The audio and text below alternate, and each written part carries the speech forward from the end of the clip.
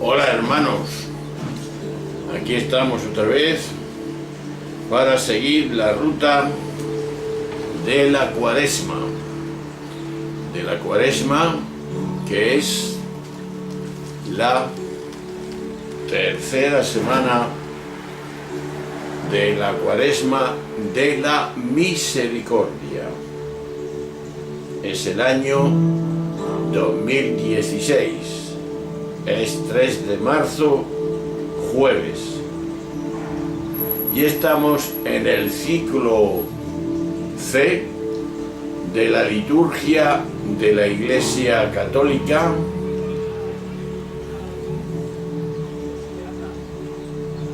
y el que nos habla hoy, el relato, es de Lucas 11, 14, 23.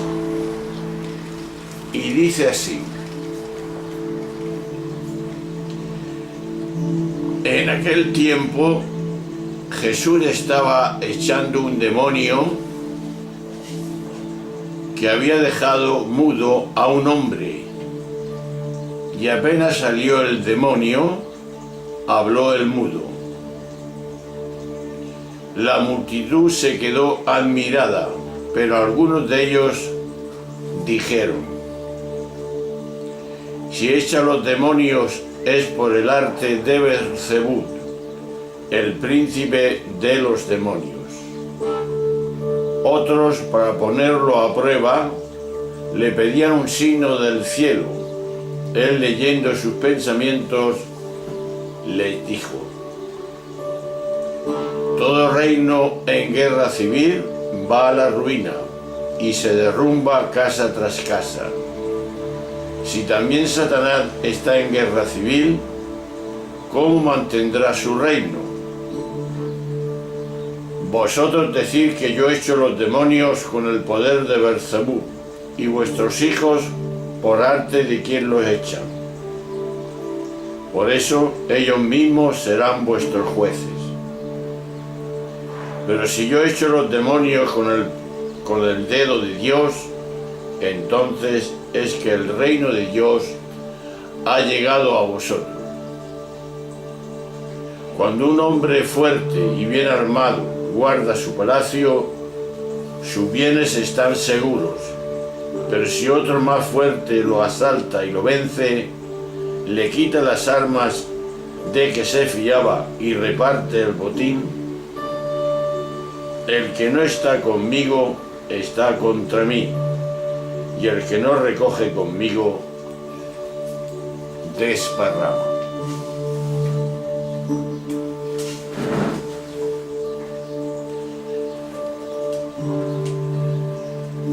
Entre las acusaciones más graves dirigidas contra Jesús se encuentra esta, la de estar aliado con Beelzebub, las fuerzas del mal.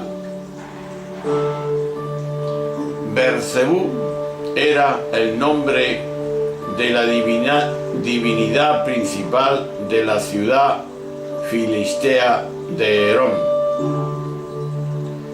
Es un término formado por dos palabras: Baal, Señor, y Zebú, cielo. El Señor del cielo, según el significado original.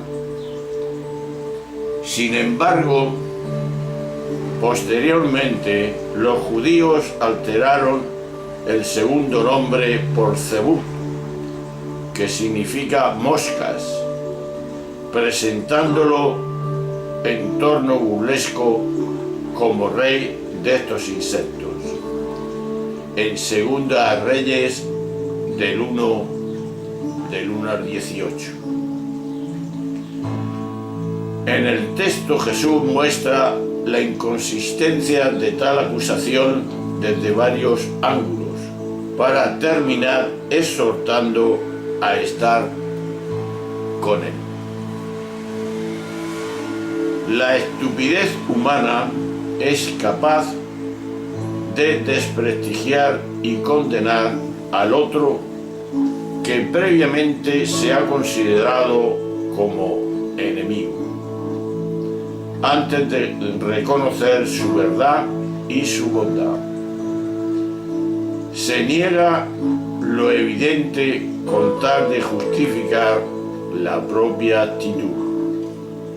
Esta es la actitud del hombre. Como suele ocurrir, detrás de todo ello no hay sino inseguridad. De hecho, tendemos a descalificar aquello que nos pone en cuestión. Tras cualquier tipo de rechazo, siempre se adivina el miedo. La última frase del texto es esta: el que no está conmigo está contra mí. El que no recoge conmigo desparrama. Nunca podremos saber si el propio Jesús, si esto es del propio Jesús o de la fuente de Mateo y de Lucas, en el texto paralelo de Marcos 3, capítulo 3, 22-30. No se encuentra. Adopta una formulación que por exclusivista suena a mítica: conmigo o contra mí. En ese sentido, su propio absolutismo lo descalifica. Sin embargo, desde la perspectiva no dual, cabe otra lectura mucho más profunda, en la que podemos reconocernos todos. Tal lectura elimina al yo o ego como sujeto de frase y de ese modo desaparece el exclusivismo. Quien así puede hablar es únicamente la entidad que todos compartimos y que no deja nada fuera. En ese sentido, desparramamos, es decir, dividimos en cuanto nos reducimos al yo o el ego y entramos en una espiral de confrontación y de lucha. Por el contrario, recogemos cuando vivimos de lo que somos cada uno, plenitud. Pues bien, hoy la pregunta va de esta forma: ¿sois sensible a afirmaciones o comportamientos excluyentes? ¿Excluyo a alguien con mi fraseología? Esta es la cuestión de este comentario del jueves 3 de marzo. Pero, como siempre, pisemos tierra. La creencia en los demonios entró en las tradiciones del pueblo de Israel a partir del encuentro con las ideas religiosas del sincretismo irano-caldeo. Esto ocurrió, como es sabido, en los tiempos del destierro en Babilonia, en el siglo V a.C. Desde entonces se empezó a pensar y creer que los ángeles, angeloi, aparecen como poderes espirituales que prestan auxilio, mientras que los demonios, daimoni, son poderes diabólicos y dañinos. A los demonios o espíritus inmundos se atribuían las enfermedades, las desgracias y cuanto hacía sufrir a los seres humanos. Por eso Jesús, en cuanto liberador de los demonios, es el signo más patente de la presencia del reino de Dios. Dios reina en el mundo liberando a los que sufren de las causas que les provocan sus desgracias. Pero lo que entraña una enseñanza básica es: Dios se hace presente en la vida de las personas, más por la paz, la alegría y la felicidad que por la piedad o la religiosidad. De ahí Jesús libera del demonio, liberando de la mudez. Se puede ser mudo o estar mudo. El que calla cuando tendría que hablar está mudo, aunque no sea mudo. La corrupción moral, con sus terribles consecuencias políticas, económicas y sociales, se deben casi siempre a la incontable cantidad de ciudadanos que nos portamos como mudos. No hablamos ni denunciamos nada, porque nos callamos cuando tendríamos que hablar y no decimos lo que habría que pregonar a los cuatro vientos. No, en mi tierra dicen: nos callamos como putos. Por desgracia, hay silencios que son cómplices de muchas maldades y origen de tantos sufrimientos en la existencia humana. Los llamados medios de comunicación son con frecuencia medios de incomunicación, porque no dicen la verdad, sino todas las mentiras que podemos oír, o porque callan lo que tendrían que decir. A eso antiguamente se le llamaba estar endemoniado. Ahora, de esas conductas se dice que son lo políticamente correcto.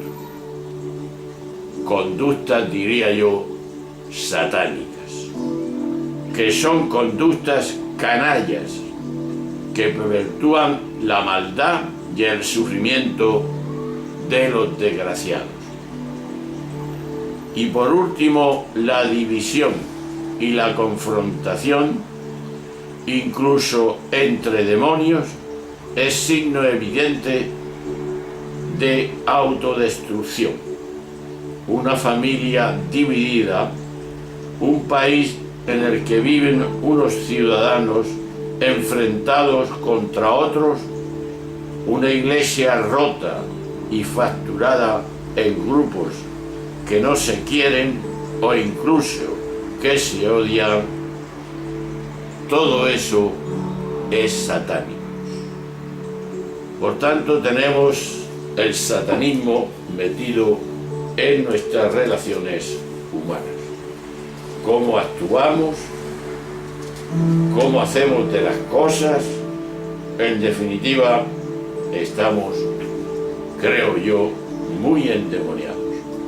De aquí la pregunta otra vez: ¿sois sensible a afirmaciones y comportamientos excluyentes? En definitiva, yo excluyo a alguien de mis relaciones humanas. Lo que sí es verdad, que ante las grandes comunicaciones y rápidas que tenemos ahora, y todos los adelantos de la comunicación hacen, si queremos, más solitaria nuestra existencia. Y me explico. Tantos ancianos que están solitarios, que nadie les ayuda. Es grande la comunicación, porque en un momento nos enteramos de lo que ha pasado en Rusia o de la Alta Babilonia o de cualquier sitio. Antes tardamos días y días ya. Todo eso es magnífico. Es también dar gloria a Dios y al hombre que lo ha inventado, el Internet. Lo que yo estoy haciendo ahora es poniendo lo que creo que debe ser la vida. Y más aquel que quiere seguir a Jesús, el Maestro de la sabiduría. Todos estos adelantos son motivos de alegría, pero hay que llevar cuidado que no nos esclavicen, porque un hombre esclavizado está teniendo un miedo terrible, expresa miedo y no confianza. Pues bien, Jesús no para de quitar demonios de aquella gente. También habría que ver los demonios que tiene que quitar de cada uno de nosotros. Pues examinemos nuestra conducta y veremos que muchas veces parece que estamos endemoniados porque vamos por caminos que no nos llevan a ninguna parte. Y esos caminos, en definitiva, tienen que ser abiertos. Tienen que ser que produzcan fruto. Por eso, el otro día yo hablaba, por sus frutos los conoceréis. No por lo que dicen, que no hacen, le decía a los fariseos. Nuestro hablar, nuestro proclamar, que hay que hacerlo, tiene que ser coherente con lo que decimos. Tiene que ser coherente con la vida que promovemos, que en definitiva es la vida de Jesús. Jesús siempre hablaba con coherencia. No podía decir Jesús mentiras, no era de esa calaña. Lo que era vino era vino y lo que era agua era agua. O sí o no, medias tintas no. Y en mi pueblo dicen las medias son para las mujeres. Yo no estoy de acuerdo en eso, porque hay mujeres que saben llevar muy bien las medias y todo. Mujeres que dan 40 vueltas a tantos hombres corruptos que no están haciendo el bien en la sociedad en que vivimos. Mujeres que están excluidas, que las excluimos nosotros, porque nos hacen en cierta manera sombra. La mujer, sobre todo en la iglesia, ha progresado poco, pero tiene que progresar. Es una discípula de Jesús. Como todos somos discípulos de Jesús y como tales tenemos que vivir. Nada de distinciones, nada más abajo que más alto. Todos iguales a los ojos de Dios. Esos son los hermanos de verdad. Y eso es lo que se pretende a lo largo de la iglesia y de la reflexión de cada uno. Saber lo que también en el texto hoy ha dicho. Si no está contra nosotros, está a favor nuestro. Es de lo nuestro. Jesús lo decía porque en otra ocasión vienen los discípulos diciéndole: que había algunos que estaban echando demonios, como Jesús. Era más corriente en aquel tiempo. Y Jesús no lo prohíbe, sino lo alaba. Si no está contra nosotros, está a favor nuestro. Esos hombres tenían también el Espíritu de Dios. Porque el Espíritu de Dios no está en unos cuantos, está en todo el universo. Porque todos los nacidos hemos nacido con ese Espíritu. Solamente tenemos que hacer una cosa: buscarlo y descubrirlo.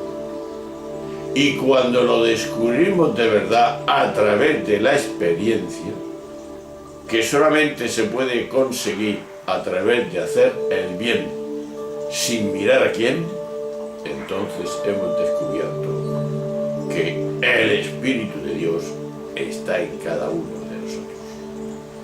Por eso no hay distinción entre el que dice que no cree en el Dios que le presentamos en un momento dado y otros que afirmamos ese Dios está en nosotros. Pues de la misma forma, de la misma espiritualidad, y ya lo hemos dicho, está todo ser humano que ha salido de la creación de Dios. Solamente tenemos que afirmar que eso es verdad. ¿Y cómo se puede decir que es verdad? Pues haciendo la experiencia. El cristianismo no es una doctrina, no es una creencia, es una vida. Y cuando yo esa vida la vivo, cuando tengo la experiencia que decimos del amor de Dios, entonces no hay nadie que me pare. El ser persona y con dignidad y libre es la que temen los poderosos, porque los derrota, los deja panchos, no saben qué hacer. Por eso los profetas siempre eran de esta forma. Y el gran profeta que fue Jesús sacaba de quicio a la gente cuando les decía: no estáis en el camino recto, estáis profanando el templo. El sábado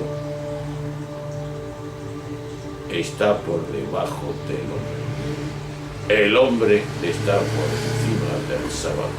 De toda ley que vaya contra el hombre hay que intentar no realizarla y denunciarla. Y si ellos nos llevan a la incomprensión de mucha gente, no nos importe, estamos diciendo la verdad. Porque la verdad no está simplemente en la inteligencia, en la mente, sino sobre todo en el corazón, en los sentimientos de bondad, de misericordia, de justicia y de amor. Eso, cada vez que lo proclamamos y lo vivimos, estamos en la salvación que esperamos. Y esperamos, pero activos, proclamándola y viviéndola en este momento, en esta terruña que nos ha tocado vivir. Ahí es el testimonio y es el contagio que Jesús tenía. Muy bien, todos estamos invitados a esa gran realidad. No queremos un mundo mejor, lo que queremos es un mundo nuevo, porque nuevo tienen que ser todas las cosas. Si echamos el vino nuevo en odres viejos, antiguos, que no tienen ya sentido, se romperán. Pero si lo echamos en unos odres nuevos, entonces producirán un buen vino. Eso es lo que hizo Jesús en las bodas de Caná. Ahí, en una fiesta del amor, supo dar alegría a los demás, dando el vino, aunque sea al final, porque la expresión del criado antes se sirve el vino nuevo y después el que no es tan bueno. Y Jesús fue al revés, pero expresó el vino. Un saludo grande, hasta luego, hasta siempre.